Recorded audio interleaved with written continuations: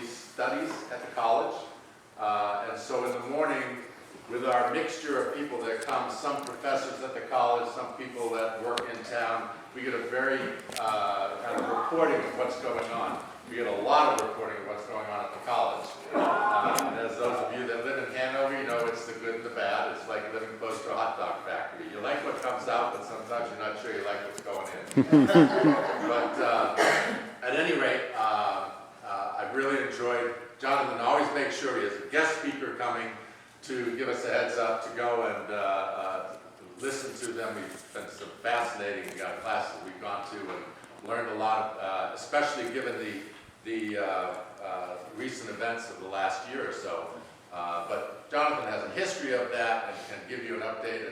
And I think really part of it, because it's a very long history and much more than we have time for, I think part of the interesting thing is how he teaches this to the students these days. And I think he'll be able to expound on that. I found it very interesting. So Jonathan's going to sit down. Normally there are aisles. He walks around the class, keeps them all involved. And just to keep him feeling comfortable, we've left an empty row of seats just like his class. Feel free to move up. I don't, it's nothing scary. You're welcome. There are seats right here. And I am normally a wanderer in class. I teach a big class of 100 students, and I'm wandering through the aisles. But I'm a morning person. I'm normally up at 4:30, 5 o'clock in the morning, and by now I'm thinking about brushing my teeth. So I think I'll sit for now. Can everyone hear me well? Oh, yeah. Okay, great. And just let me know in the back if you can't hear me or there's any problems. So thank you all so much for coming. It's great to see you. It's great to meet you. And so I was delighted when Jim, thank you for hosting me, Jim offered to, or invited me to come and speak. You know, it's been quite a time for Middle East and teaching the Middle East here at Dartmouth and in higher education across the United States and the world. And, you know, I think that maybe some of you have heard there's been a bit of a Dartmouth distinction about the way that we've been doing it here compared to many of our peers and many other institutions in the country. So I just thought I'd start for a second and tell you a little bit about myself. I'm from Center City, Philadelphia. I'm not from the Middle East. I went to a Quaker school in Center City, Philadelphia, and then I went to college at the University of Chicago, where I thought it would be pretty cool to start studying Arabic. And my parents weren't so thrilled. If you're watching Mom on the video, skip this part, okay? So my parents weren't so thrilled about me studying Arabic, and you know, and then I went and lived in the Middle East. I lived in Syria, in Damascus. I lived in Cairo. I traveled all over the Middle East and North Africa, Jerusalem and Israel. I lived in Morocco for several years. And it was at this time that my parents said to me, you need an intervention. What are you doing? Spending all this time learning Arabic and living in the Middle East. And then 9/11 happened. And then all of a sudden, that narrative changed completely to you had vision. You understood that Arabic in the Middle East would matter, that people would care about these things. So Mom, you can now pick up after me. So that's when I went and did a really very quick PhD at Harvard, and I came here in 2005. So this is, I guess, my 20th year now at Dartmouth, and so I've been here since.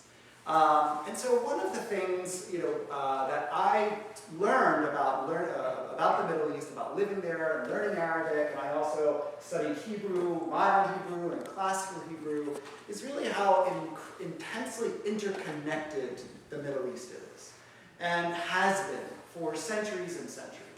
And the narrative that sometimes you hear, that these are peoples that have been, you know, warring with each other for millennia, is just absolutely not true. Much of the conflict as we think of the modern Israel-Palestine conflict really originates in the 1880s, 1890s, early 20th century. But one of the things that was very clear to me during my studies and my time was just how interconnected this part of the world is, despite the fact it's so easy to think of it as separate and warring and in conflict. So in my time at Dartmouth from 2005, all the way to 2023, we've really worked very hard to collaborate together with Jewish studies. So we do all kinds of joint lectures, joint events, joint speakers, joint visiting professors. We have students who are joint majors, who study Arabic and Hebrew, and we've really been interconnected in ways that is unique in higher education in the United States. By and large, there's the Middle Eastern Studies Department.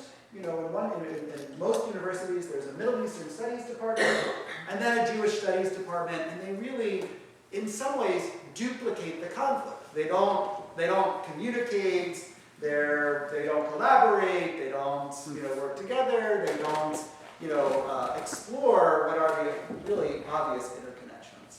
But that's really different here in the way that we've gone about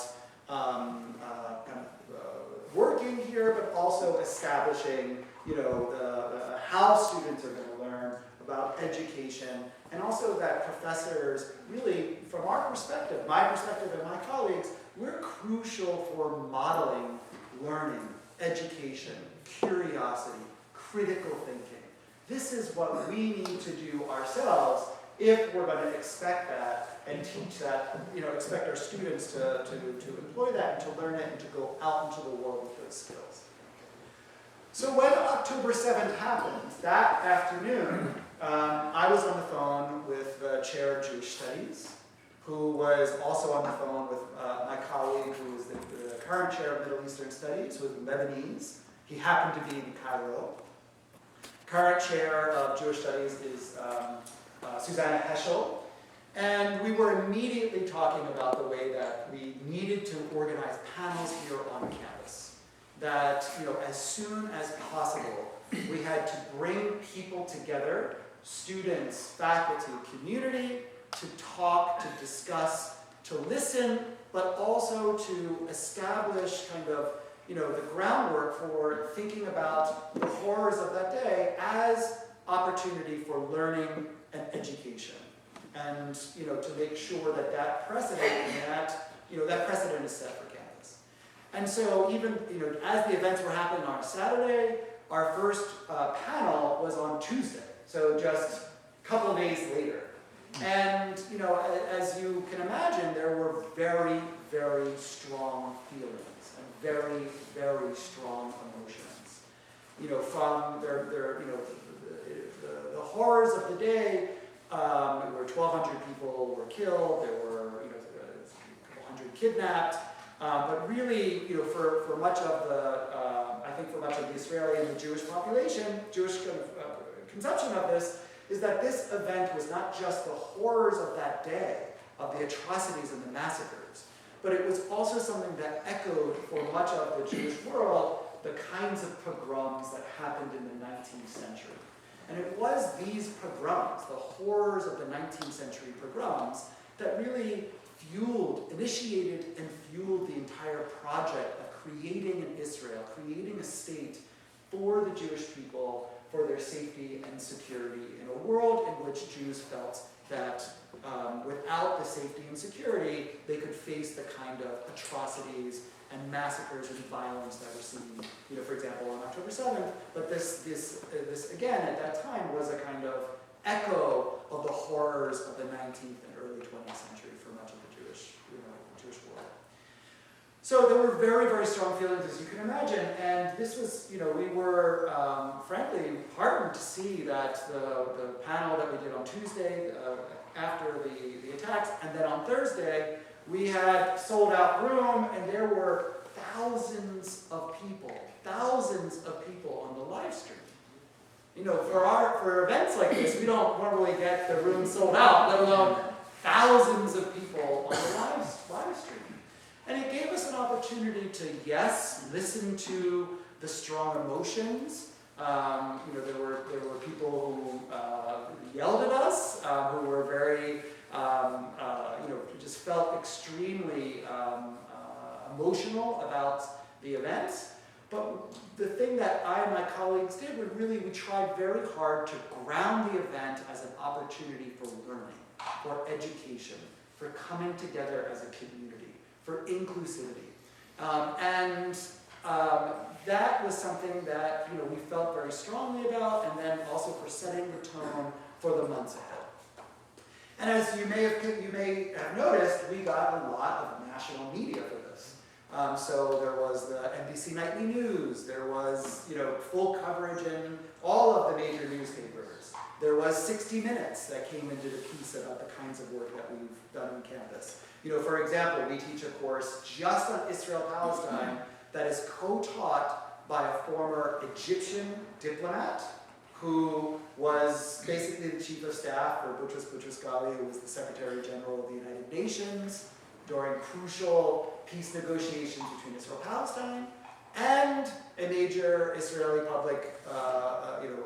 political scientist and public scholar.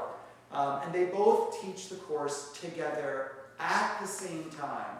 Not one person comes in for 1 week, then someone else, and the next one comes in for the next week. They teach it together. And so this was the national news was really something I think picked up on the way that the work that we've been doing for years and years, but also the kind of tone and the way that we try to, again, establish an environment of curiosity, of an environment of empathy, an environment of listening, an environment of learning and education and critical thinking. And so I think what made this so challenging is that it was such a contrast to what we were seeing at many of our peer institutions and at other campuses on the country, where as we were doing these panels or soon after, there were faculty at other institutions that were making statements to the media that the kind of atrocities that we saw that Hamas committed were exhilarating, that these were to be praised, that these were acts of resistance, that these were a kind of attack on the hegemony of violence. I'm using the kinds of language that was used.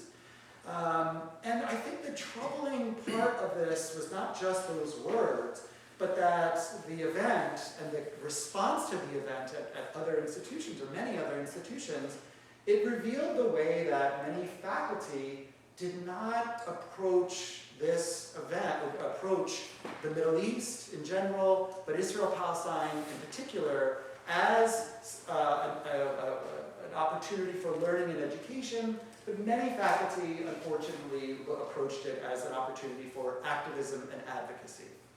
And they might have had very strong feelings. Many of them had very strong pro-Palestinian feelings.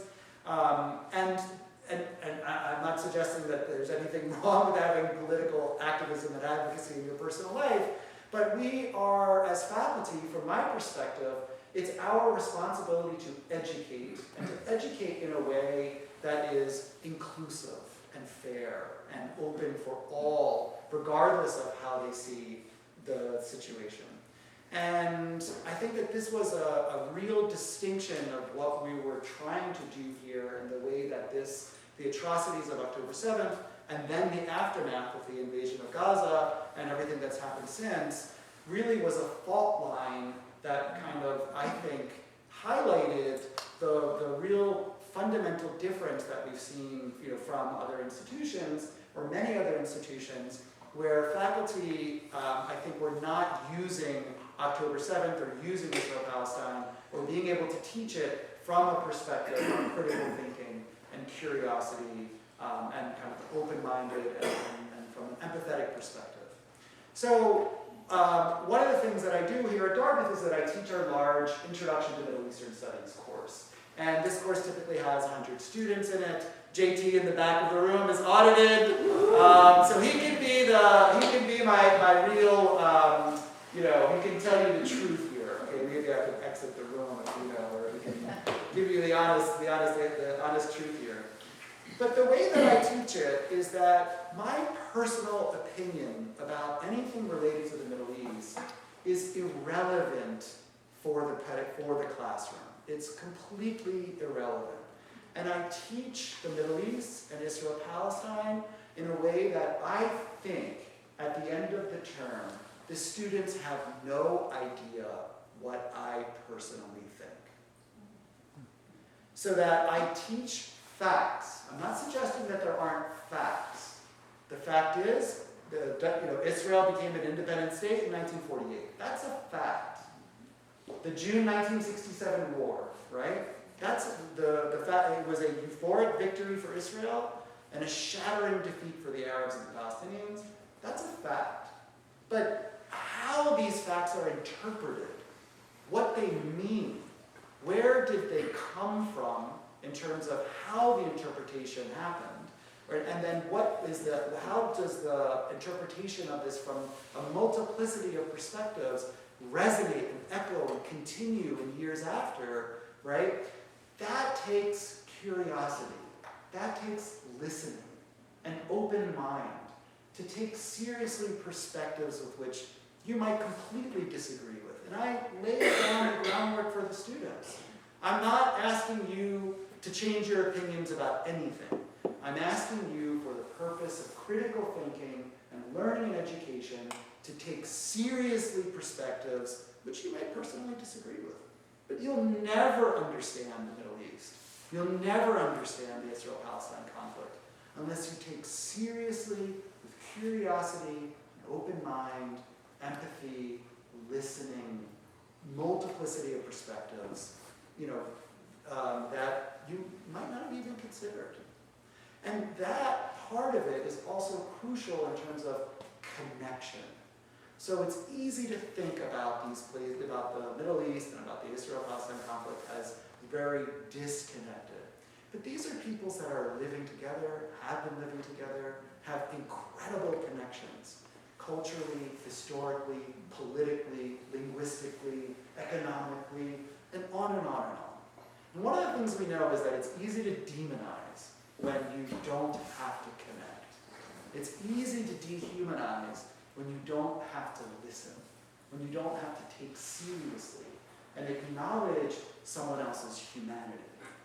And so this is something that I cultivate and do everything I can do to foster in my classes, because our students, they might not remember what happened in October 73. They might not remember the Six-Day War. They might not remember these little details. But it is the act of taking seriously and of curiosity, of empathy, of challenging difficult conversations, of taking seriously these multiplicity of perspectives that's going to teach them and provide them with a background to go into the world and be successful in whatever they're going to do, whatever field that they may go into. So with that, how about I pause here and just see if there are any questions or any thoughts or comments. I'd love to hear what you all. My name is John Engelman, government class of 1968. Just want to get a sense of what the atmosphere on campus is. Are the students, are the Jewish students feeling threatened in any way? Are the Muslim students feeling threatened in any way? Is there an undercurrent of anti-Semitism or Islamophobia? I'd like your views on that. Well, from my perspective, in terms of, obviously I'm teaching classes, right? And students come and talk with me. And there was a tremendous amount of anxiety after October 7th, certainly with the Jewish students on campus. And then there was certainly a kind of anxiety of some Islamophobia afterwards. But the truth is, we have been an exception broadly within higher education in terms of the sense of, I think, safety and inclusivity. I can't speak for all students, but without a doubt, this year has been, broadly, from October 7th until now, I think Dartmouth has been very calm and very, inclusive and, focused on community compared to many of our peers. That doesn't mean that everyone doesn't feel that everyone feels like there's absolutely no problem. There are chaplains. There's the Muslim chaplain. There's of course Hillel and Chabad. There's Jewish students spend extracurricular time and activities. But at least from the students that I speak to, the students that I encounter, I do not hear about that. And I think I work hard to be available and open to my students as not just a professor who strolls in and strolls out. I urge them to come to office hours. I go to lunch and coffee with students regularly. And so I do think that, and then to be frank, my colleagues and I, we believe that professors set a model, that we are setting the kind of bounds of discourse and conduct and behavior on campus, that we play a role. So that when a faculty member, for example, at another institution, gets on a stage, grabs a mic and says, "I'm exhilarated by the violence of Hamas,"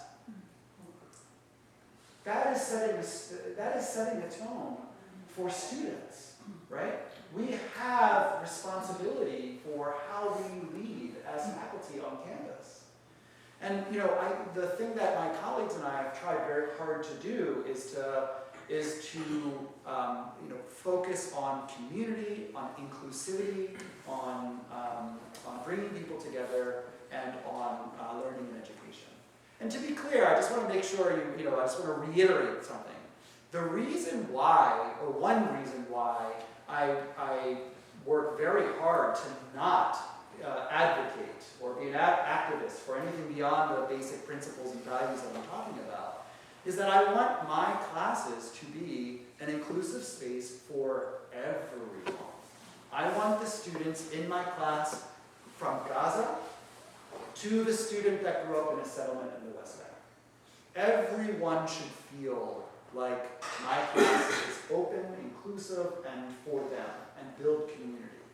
And it's up to the professor to do that, to establish that.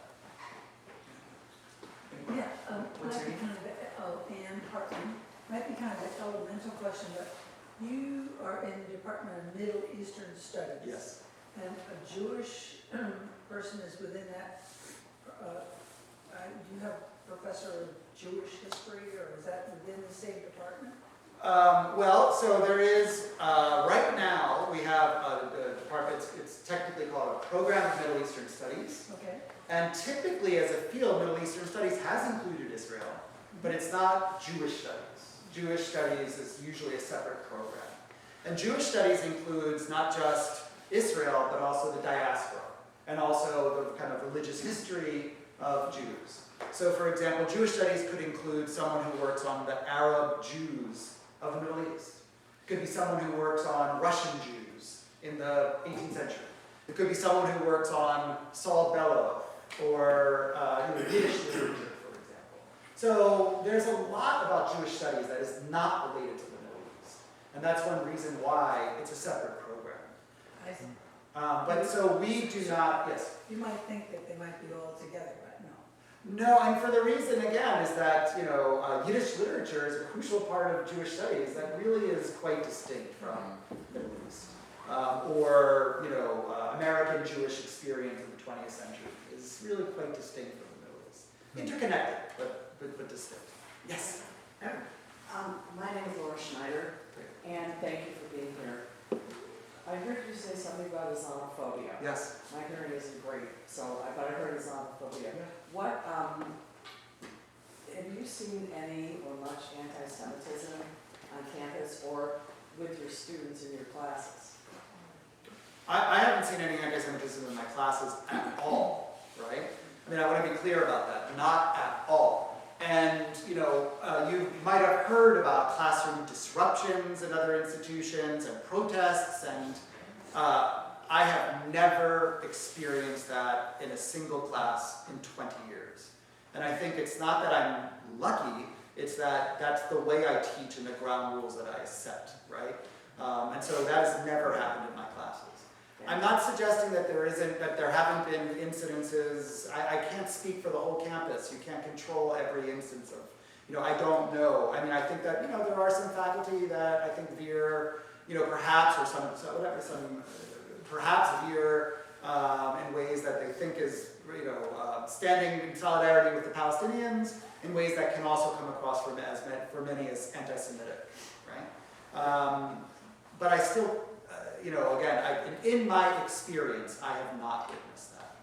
Well, I'm really proud of Dartmouth because every day in the news there's some college doing something, or students doing something, And I'm really so relieved and proud that Dartmouth is not involved in that. So, well, thank you and well done. I mean, you know, as I say, we can model, right? We can serve as models for students. We can't control everything. But on the other hand, it's, I think, important that we do that. Yes? Jonathan, I want to talk about older students, Yes. okay?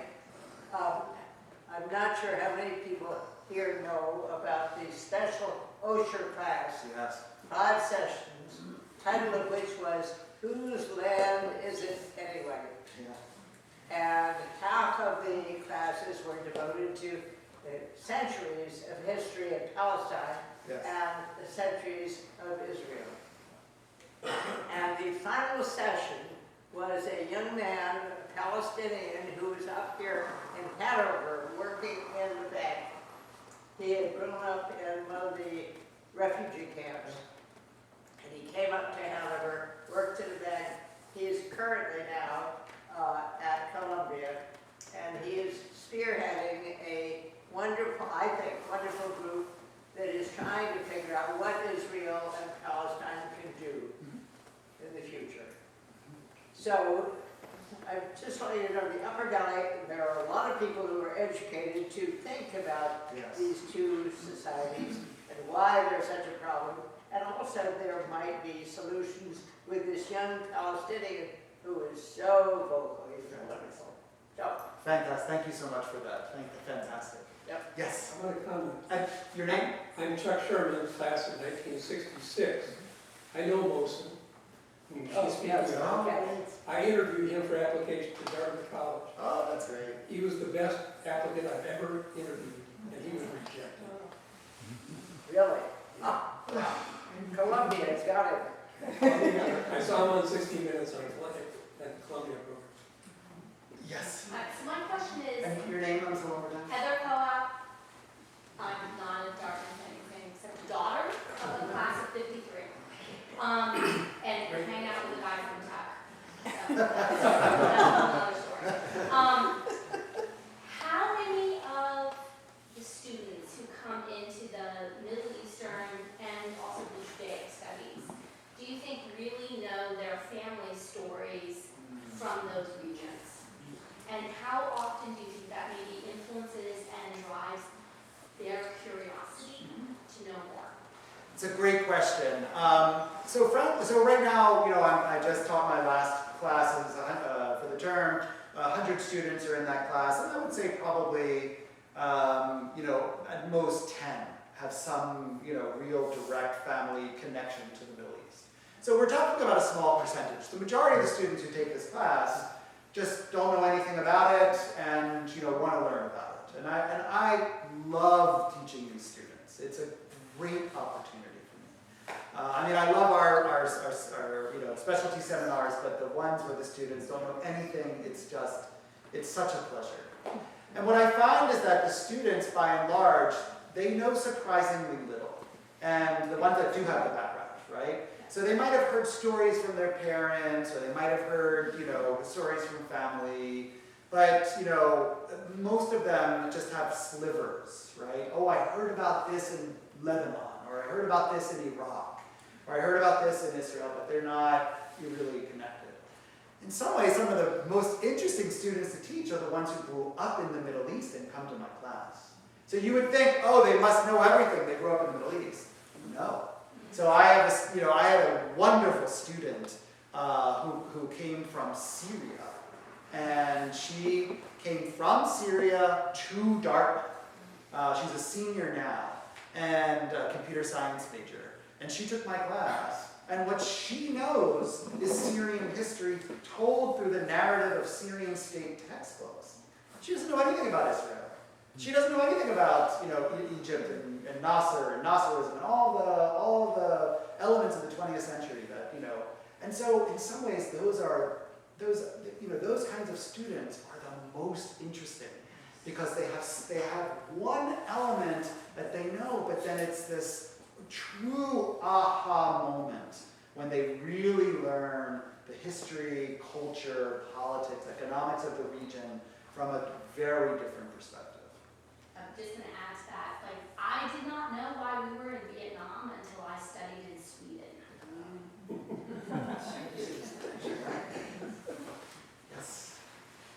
John, Barry Harvick, class of 77, former track coach. Yeah. My question is this, is that the Rockefeller Center at Dartmouth, during the course of the fall semester, has brought a large number of guest speakers to campus, and I've had a chance to listen to many of them. I was there when Senator John Fetterman was speaking. Yes. And I would say that most of the presentations on campus have been very respectfully received, regardless of who was speaking and what their topics were there. At that particular event, on two separate occasions, some students that were vocally advocating for free Palestine were there. One set of students left relatively quickly when they were asked to by some administrators. Two other students, stayed until Hanover Police finally actually escorted them out of the room and everything there. That sounds like it's almost in direct opposition to like what you and your colleagues are trying to do to try to encourage a discussion here, because Senator Fetterman said like, hey, he was completely calm during the whole thing. Said if those students want to talk to me, I'm happy to do it, but they seem much more intent on creating a scene rather than creating a dialogue. So would you say that that's an outlier, or is that something that's going to happen more frequently? Well, so I'm really glad you brought that up. And so one of the things that we've seen, and we saw from last October, there were a couple students arrested in front of Parkhurst, to the protests on May 1st, to the interruptions of John Fetterman, is that there are students on campus that feel strongly that they have to do something, that they have to protest, that they are from their perspective, they are witnessing something horrible, and that it's a moral duty to act. One of the things that we've seen for this group of students, though, is that they're really not interested in being educated, actually, about the Middle East, and that the protests that they're conducting, they're protesting. They're feeling a sense of action. They're feeling a sense of dissent, but they don't come to our events. They don't come to our classes. They're not interested. They're not engaging at all, or almost at all. And so, so from my perspective, those protests are not really about the Middle East. They're about a desire to be part of a moment of protest, right? Of a kind of participating in a project of protest. I'm not suggesting that the students don't feel a sense of outrage, that they don't feel an obligation to do what they're doing. I'm not judging them, but what I am saying, though, is that I'm not seeing them in my classes. And I'm also not seeing them at our events. So you might have noticed, but we've had many events. We have something called the Middle East Initiative, where we've held, we had events, speakers all year last year. We have ongoing speakers this year. We just had the world's foremost expert in public opinion, in Palestinian public opinion. He does public opinion polls in West Bank, Gaza, and Palestinians abroad. These students didn't come to these events. So in that respect, we encourage, when I see these, I need to have like flyers for my classes. Come, I will teach you, right? But I think that our classes are inconvenient for the clear right and wrong, right? And they're inconvenient for the sense of outrage and, justice, right? Because that's not how the world works. So I don't want to suggest that kind of protest doesn't happen. It has happened here, right? But from my perspective, that kind of protest really isn't about Palestine. It's not about Gaza. It's not about Israel. If it were, the students would be engaging the kinds of things that we do. Thank you. Yes. Since we're coming to the end of the Biden administration, do you and the students talk, I know they're about to leave, but do you assess how that went in the class? The Biden administration? Yeah, the policies, that kind of thing? So, to be fair, it's just a 10-week term. And in a 10-week term, Right. that, we go from the pre-Islamic Arabia, up until today. And it is a broad, Middle East course. I just don't have the time to talk specifically about, the Biden administration. We do cover the US invasion of Iraq, for example, because that's crucially important for America and the Middle East, but I haven't gone into the Biden administration, because it's not a political science class. It's a class about broad interdisciplinary Middle Eastern studies. But, yes. It seems like, when I was class of 80, it seems like it's a demonstration, demonstrators with three different groups. Those who attended class, those who didn't attend class, and those who didn't learn inclusives. So, in your percentage, you say there's any, let's say I think up here, and how do that influence, and then talking about the university, how you do not say it has other universities have their influence on the students. So outside agitators on the students? Is that? Outside agitators on the students. I don't think we've seen much of that, and that could be our location for sure. Maybe it's also like it's not worth the bus ride from, from Brooklyn. I don't know, but we haven't seen that. And again, I'm not suggesting that we won't see other events where someone like Fetterman isn't interrupted, because that's, Fetterman, someone like Fetterman being here is an opportunity for the students who are looking for a purpose, right? So, but as far as we didn't see that last year, and we haven't really. I haven't seen it this year. Again, nothing would surprise me, but I haven't seen it. Yes. And your name, please. Branthia Preston, spouse of 53 and parent of 90. And my first husband's uncle was the consulate from the U.S. to Constantinople. Oh, wow. Way back, World War I. Oh, what a time. And I have all his writings. Really? I do. Any chance we could borrow them? But back when the state was formed, Israel, Yes. he said then it would never work. And that fascinates me.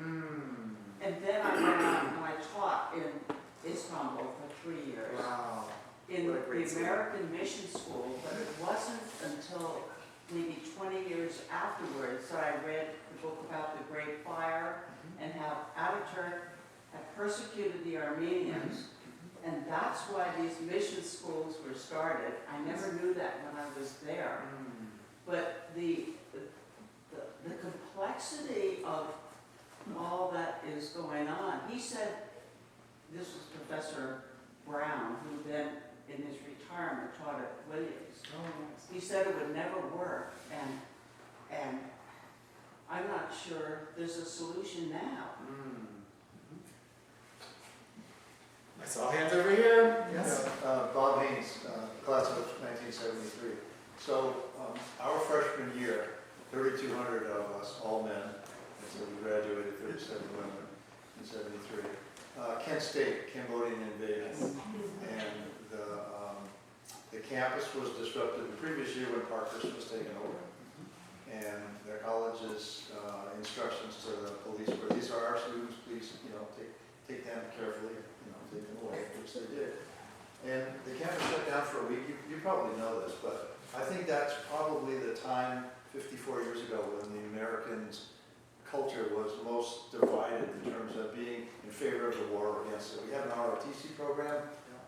There were a lot of, there was a lot of pent-up demand. Places like Columbia and Cornell where, they were fire hosing students to get them to stop protesting. Dartmouth shut down for a week.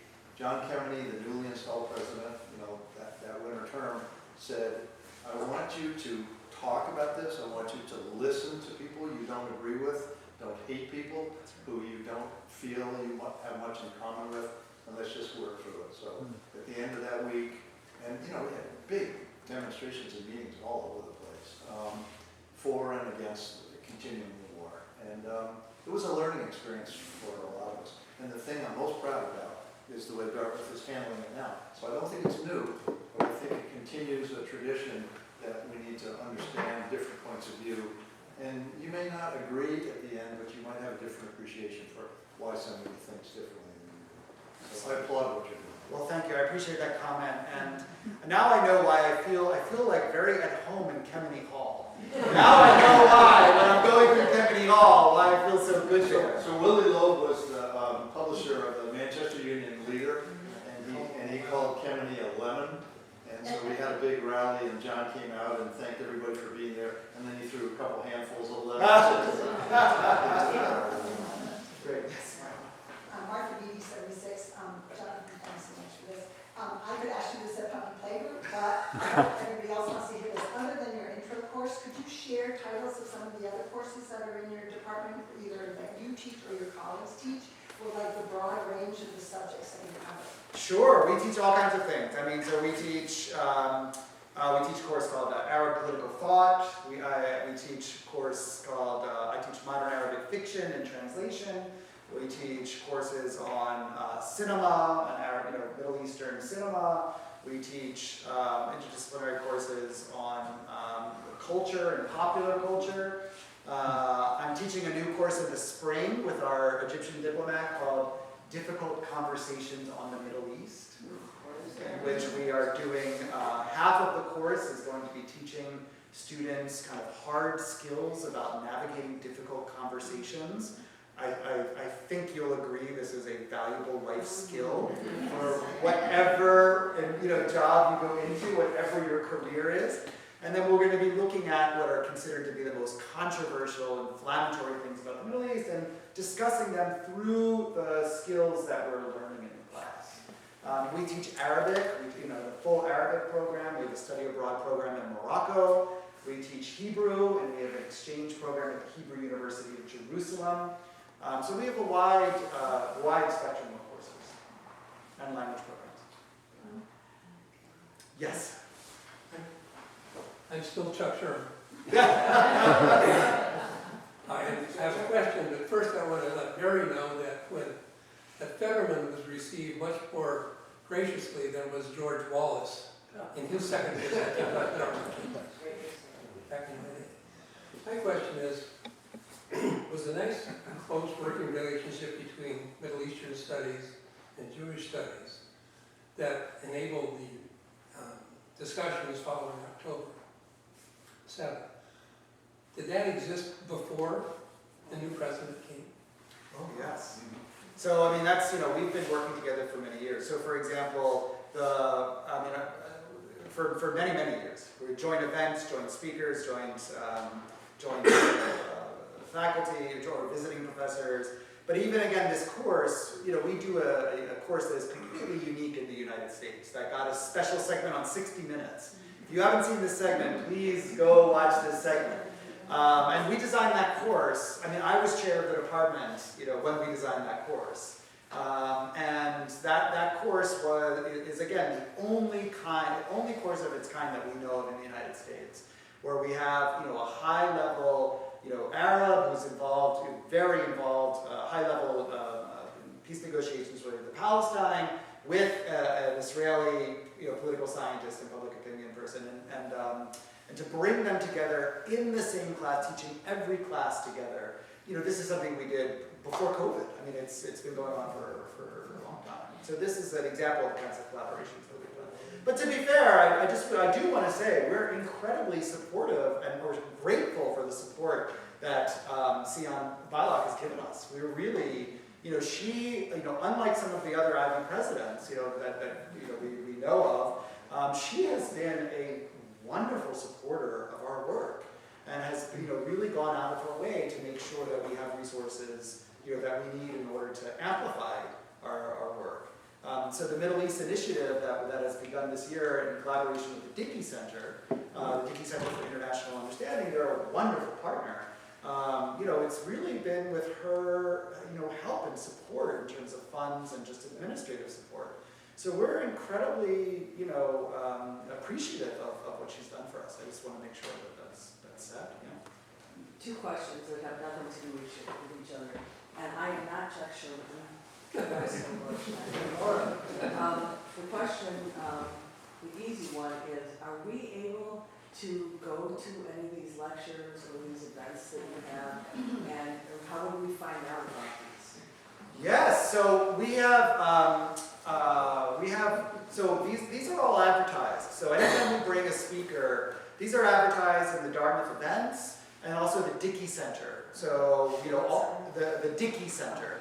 So the Dickey Center, it's connected to Haldeman, you know, Haldeman and Kemeny, these are building together. And so all of these are advertised in the Dartmouth events calendar as well as the Dickey Center calendar. And then there's the email that goes out, the Dartmouth News, also Dartmouth Now. And we try to advertise these as well in the Valley News and in Daybreak. Thank you. What is the name? Daybreak. So absolutely, these are all open to the public. But I just do encourage you, if you come to any of the Middle East Initiative events, get there early. If it starts at 5, get there at 5:40. 20 minutes early because they're always full. And then people need to watch online. And then the second question, which has nothing to do with the first one, why do you think that Dartmouth has handled the various protests and problems with this whole Israel-Gaza thing so much better, I mean, remarkably better than anyone else? I mean, what is your secret sauce, or what should they be learning from Dartmouth? So the question is, what is the Dartmouth secret sauce in doing, in our distinction from other institutions in the way that we've handled protests? I can speculate, and my speculation is that there's a cohort of faculty in Middle Eastern Studies and Jewish Studies, of which I'm one of them, and that we have worked in our courses, in our events on campus, in our speakers, in our engagement and outreach with students to try to pull back from strong emotion and to try to build community and to treat it as a learning, educational opportunity, as opposed to opportunities to be outrage for division and for polarization. Now, that's what I like to think. I can't, that faculty play a role in modeling this for students, and that we've continued what we've done, but also amplified, what we've been doing for years since October 7th in our classes, in our events, in our speakers, in our outreach, and our, engagement on campus. That doesn't mean that there aren't protests, as we've seen. But it seems like there's that one big event on Green that was stopped before it started. I think that's certainly true. Just as you pointed out, we don't have a lot of outside agitators. But I like to think that a culture is cultivated, the culture is fostered, and that it's something that doesn't just happen overnight, but builds over time and establishes, context and community. And that for me is very important, and something that takes constant work. It's not something that, happens overnight, or you can just go on vacation and forget about it, You've been talking about the professors who try to be neutral. What about the spiritual life directors of the chaplaincy? Sure. What kind of support do you have in the Muslim and the Jewish? Well, so we are professors, we're not chaplains. Right. And so what we do is, we always go out of our way to invite the chaplains, the rabbis and the Muslim chaplain to our events. When we have a speaker, we encourage them to bring their student to do a special session with their students and to bring them together. And frankly, they don't always respond. But all we can do is be inclusive and welcoming and continuing to engage. So you have the rabbi, the Muslim, the Christian, any other religions with a faculty position? Or No, these are not faculty positions. No, I don't mean faculty. a full-time position. Well, there's the Tucker Center, right, and that is kind of responsible for spiritual life on campus. But in practical terms, it really is the, Chabad, the Hillel for the Jewish students, and then we have the Muslim chaplain for the Muslim students. And then there's the Arab Student Association and some other associations that we do outreach for. Frankly, we don't always get a lot of responses. But, that's, from our perspective, we of course want to bring students together as much as possible, but all we can do is invite and be, encouraging and welcoming. You can't. Quakers are not represented. So. Well, Jonathan, thank you. It's obvious we're very fortunate to have Jonathan as part of the faculty, the students as well, are fortunate